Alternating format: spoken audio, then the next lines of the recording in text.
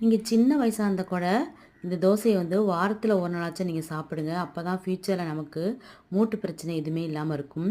1 table spoon வந்து நல்லெண்ணெய் சேர்த்துட்டு, அது கூட 1 டேபிள் ஸ்பூன் வந்து ஜீரகமும், 1/2 டேபிள் ஸ்பூன் வந்து மிளகும் சேர்த்துட்டு, 2ம் பொரிஞ்சு வந்ததுக்கப்புறம் ஒரு கையளவு சின்ன வெங்காயமும், ஒரு 10 பல் பூண்டும் சேர்த்து நல்லா வதக்குனதுக்கப்புறம், காரத்துக்கு பச்சை மிளகாவும் சேர்த்துட்டு எல்லாமே வதங்கி வந்ததுக்கப்புறம், ஒரு கையளவு கீரையை க்ளீன் பண்ணி அதையும் இதை சேர்த்து வதக்கி எடுத்துக்கோங்க.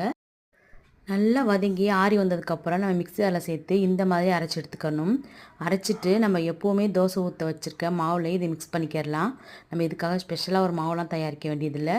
அதே மாவில் சேர்த்துட்டு நல்லா பீட்ரு வச்சு மாவை கலந்துட்டு, நம்ம கீரை வந்து எல்லா பக்கமும் கலந்து வர மாதிரி கலந்து எடுத்துட்டு தோசைக்கல்லை நல்லா காய வச்சுட்டு எப்பவும் போல் தோசை ஊற்ற வேண்டியதான்.